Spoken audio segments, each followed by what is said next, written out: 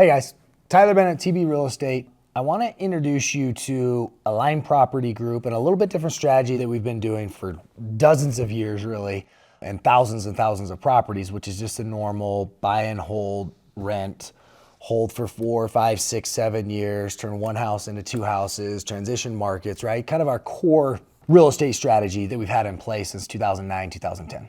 And what I want to talk about is lease options or rent to own. What we found is that one, there's some demand in the market, and two, some of our clients, for example, if you bought in 2023, end of 22, into 24, values had gone up from the COVID lift and rents had, but then rates went up. And so we bought here, so there was less cash flow. And then the market's just kind of been soft for a little while, right? I'm filming this the end of 2025 right now. And rates are starting to go back down, and we're likely to see appreciation turn back on and values start to go back up, but it'll be a process. And so we wanted to try to look for a solution for clients maybe in a position where they're not experiencing great cash flow right now. Of course, they're still paying down principal, there's still depreciation, there's still those benefits happening, but you've got balance sheet, you've got income statement. How do we improve the income statement right now? And the solution to that is lease options or rent to owns, which we've done hundreds of those over the years, just not for a while, not for 10 plus years. So we've experimented with this, we've implemented on some houses, and so far so good. Just wanted to give you a quick explanation of what it is, what the numbers look like. And I'm gonna use a house in Florida as an example. And let's say it's worth $275,000. Let's say it rents for $1,600 a month right now, and you're basically just break even. If everything goes right, you're break even every month, okay? We can go market that as a lease option, and we will market it, and lease options are rent to own. So it's a rental contract with an addendum is the option to buy.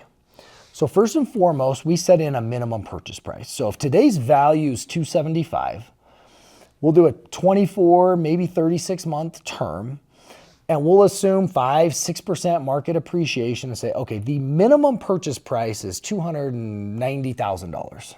Or appraised value at the time of purchase, whichever is greater. So we're never gonna put you in a position where you're committing to sell for less than what it's worth today or down the road. And the reality is if the market softens and it's worth $260,000, you don't have to sell it, right? Your minimum purchase price is $290,000. And if the market goes up and it's worth $310,000, then it's $310,000 at the time of purchase. So you have a lot of protection that way. We're gonna get a non-refundable down payment. These down payments can be $5,000, $10,000, even up to $15,000 that is non-refundable. And so in the event that the tenant purchases the home, that gets credited to them at the time of purchase. But you get the money up front, and if they don't buy it, which happens more often than not, you get to keep it. And then lastly, well, a couple more points, you get more rent. If market rent is $1,600, we can go to market at $1,800, $1,900, $2,000. So $200, $300, $400 over current market rent. And then we take approximately half of that and we credit it back towards the tenant at time of purchase. So you get $200, $300, $400 more a month in rent that you get to keep. And then some of that will be credited back to them if they purchase it, which again, if they don't purchase it, you get to keep all of it. Lastly, the tenant is now responsible for any repairs. So if there's a leaky faucet or something goes wrong with the house during the time that they're under contract, they get to fix it instead of us as the investors. And so non-refundable down payment, really we're doubling, tripling cash flow depending on current situation, but $200, $300, $400 more cash flow a month, no repairs. We eliminate vacancy, right, for those 24 to 36 months. And then if they buy it, it's still at a price that we're okay with. If they don't buy it, which the reality is maybe 10, 15% of the people buy it, we model it out at 20%, but it typically is less than that. And they don't buy it, we fast forward 24, 36 months, and then we can determine what's the best course of action based on market conditions during that time frame. But the reality is what it does is it triples or more your cash on cash ROI during that time frame. And so we're excited about this.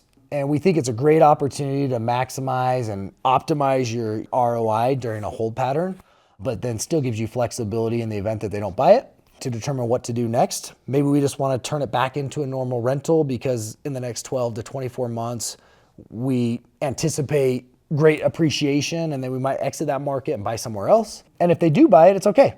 We could do a 1031 exchange and we can get into more real estate, and we made more money along the way. So that's kind of how the lease options work. We have a brand of our company called the Line Property Group that's going to help facilitate those and sell them, right? Market them. It's a very different marketing process and vetting and finding customers for that. And then the ongoing property management will be less as well because there's less active involvement, right? We still want to make sure the rent's being collected, that they have emergency contact information. We want to make sure they're taking care of the property and submitting pictures and videos of property condition. And so there's still some ongoing management, but it's less. And so we're going to be able to charge less, which again is another profit center. And so we're excited to roll this out and think it's definitely worth taking a look at.